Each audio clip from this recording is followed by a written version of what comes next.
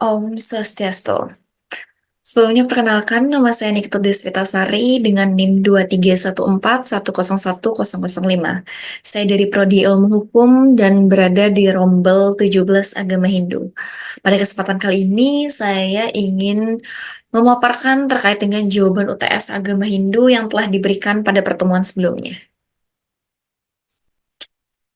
Adapun untuk soal yang pertama, yaitu yoga berarti penyatuan yang bermakna penyatuan dengan alam atau penyatuan dengan Sang Pencipta. Yoga juga merupakan salah satu dari 6 atau tape di mana seseorang untuk memusatkan seluruh pikiran untuk mengontrol panca inderanya dan tubuhnya secara keseluruhan.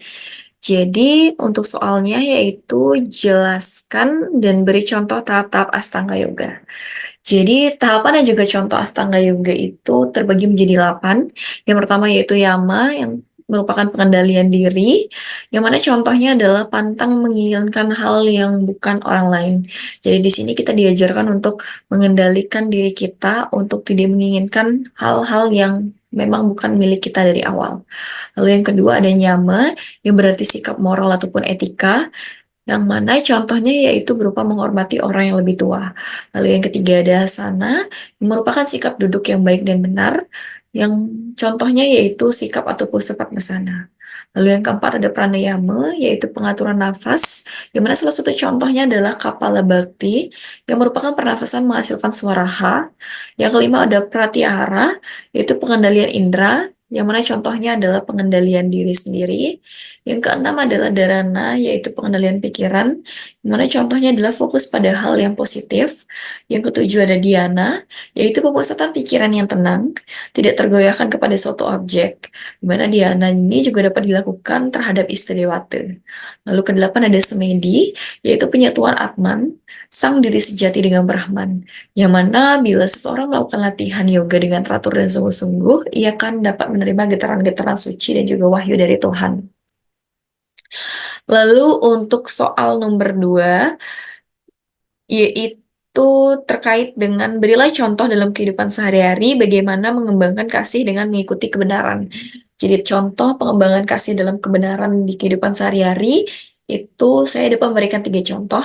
Yang pertama yaitu menghormati orang yang lebih tua. Yang kedua yaitu tidak membunuh hewan atau makhluk hidup lainnya kecuali untuk prosesi persembahyangan. Yang ketiga yaitu peduli terhadap lingkungan sekitar. Lalu pertanyaan nomor 3, berikanlah contoh pengalaman hidup yang pernah kamu alami, yang mana ada hubungannya dengan renungan berikut. Renungannya itu berupa apapun perbuatan yang kau lakukan, engkau akan menuai hasil yang sepadan. Maka dari itu, engkau harus mengembangkan moralitas dan meresapkan nilai-nilai kemanusiaan. Di mana ketika menjadi besi, tidak ada gunanya menyimpan makanan tersebut, karena menyembunyikan dosa-dosa dari masyarakat, namun engkau tidak akan dapat menyembunyikan apapun dari Tuhan.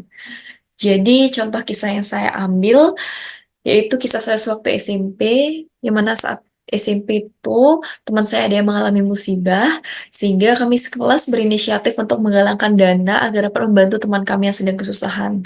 Namun ternyata niat kami itu disalahgunakan oleh salah satu anggota kelas yang melakukan korupsi pada uang yang telah kami kumpulkan demi keperluan pribadi. Nah, seperti pepatah yang mengatakan bahwa sepandai-pandainya menyembunyikan bangkai, maka pasti akan tercium juga. Sama sekali seperti kasus teman saya, ternyata lama-kelamaan kejahatannya dia pun terungkap. Sehingga mau tidak mau dia harus menerima hasil dari perbuatan yang telah dilakukan. Sehingga dari sini pun saya belajar bahwa Tuhan itu tidak tidur. Beliau itu tahu apa yang dilakukan oleh umatnya. Sehingga kita sebagai manusia berbuatlah yang baik, karena kita akan menuai karma apa yang telah kita lakukan di kehidupan saat ini. Lalu, untuk soal nomor 4 yaitu eh, kita jelaskan masing-masing tahap dari meditasi. Nah, untuk tahapan yang pertama yaitu tahapan mencuci tangan, di mana mencuci tangan, muka, serta kaki itu dilakukan untuk membersihkan badan dari kotoran dan membantu keadaan mental lebih tenang. Lalu yang kedua, ada duduk dengan memakai alas atau tikar. Ini berguna untuk membantu posisi kita lebih nyaman dan fokus saat meditasi. Lalu yang ketiga, ada posisi punggung tegak lurus dan tangan diletakkan di pangkuan. Ini membantu dalam mencapai keadaan fisik yang rileks dan siap fokus untuk meditasi. Lalu yang terakhir ada pejamkan mata sambil menenangkan pikiran serta dibarengi dengan mengucapkan mantra. Ini berguna untuk mengurangi segala gangguan visual sehingga dapat lebih fokus dalam mencapai keadaan diri yang lebih terpusat lewat lantunan mantra. Lalu untuk soal selanjutnya, itu ada terbagi menjadi dua soal teman-teman. Yang pertama ada mengapa awatara dominan dari Dewa Wisnu. Jadi alasan kenapa awatara dominan merupakan jelmaan dari Dewa Wisnu, itu karena Dewa Wisnu sendiri adalah simbol dari pemelihara yang memiliki peran dalam menjaga keseimbangan dan kelestarian alam semesta. Lalu untuk pertanyaan kedua, kalau Anda berharap Awatara turun ke dunia, apa yang harus dilakukan? Jadi, jikapun saya berharap Awatara turun ke dunia, maka itu berarti keadaan dunia sedang tidak baik-baik saja. Maka saya tentu perlu mengembangkan kembali pengetahuan saya terkait dengan spiritual dan juga moralitas, serta nilai-nilai kemanusiaan yang saya miliki. Selain itu, kepedulian saya terhadap lingkungan sekitar saya pun perlu ditingkatkan demi keseimbangan lingkungan sosial saya nantinya. Lalu untuk soal selanjutnya, jelaskan hubungan antara yoga surya namaskar dengan kaseh pranayama, serta berilah contoh pranayama yang cocok untuk asanas tersebut, dan rangkaian yoga surya namaskar yang Anda ketahui dan apa maknanya. Jadi, adapun hubungan antara yoga surya namaskar dengan kaseh pranayama adalah suatu rangkaian gerakan yang berhubungan dengan pernafasan. Nah, pranayama ini cocok untuk gerakan yang bernama Ujjayi Pranayama, yaitu penarikan nafas menghasilkan suara H.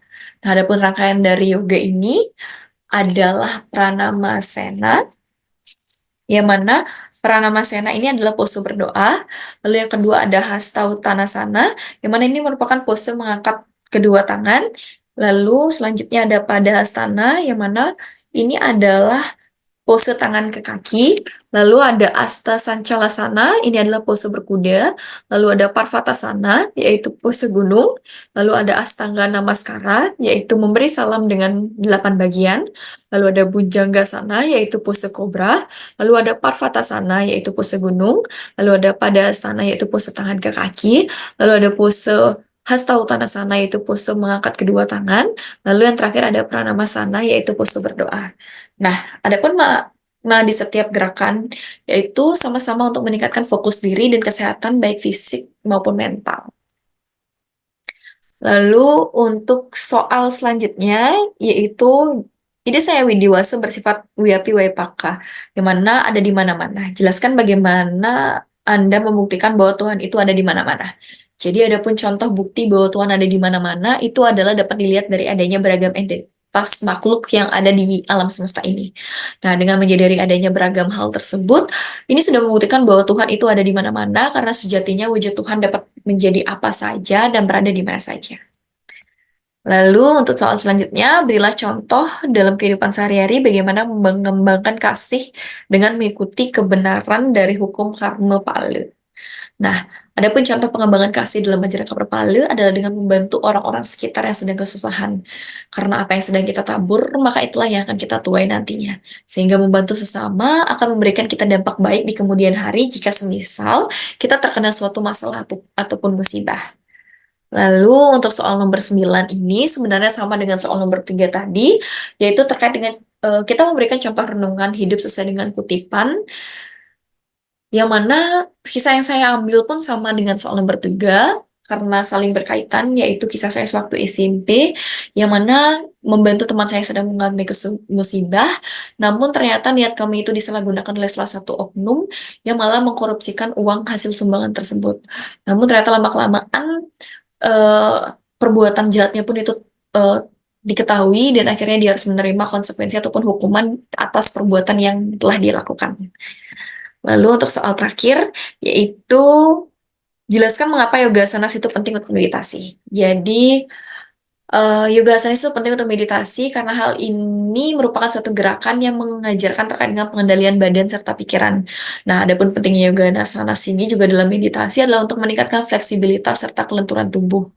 Lalu ada juga meningkatkan keseimbangan tubuh serta fokus pikiran karena di setiap gerakannya itu membantu untuk meningkatkan kualitas hidup. Nah, Jadi itu dia tadi pembahasan terkait dengan 10 soal UTS yang telah diberikan pada pertemuan sebelumnya. Jadi sekian yang dapat saya sampaikan. Mohon maaf jika ada kesalahan kata maupun kesalahan ucap saat melakukan presentasi. Saya akhiri dengan Paramasanti. Om Santi Santi Santi Om. Terima kasih.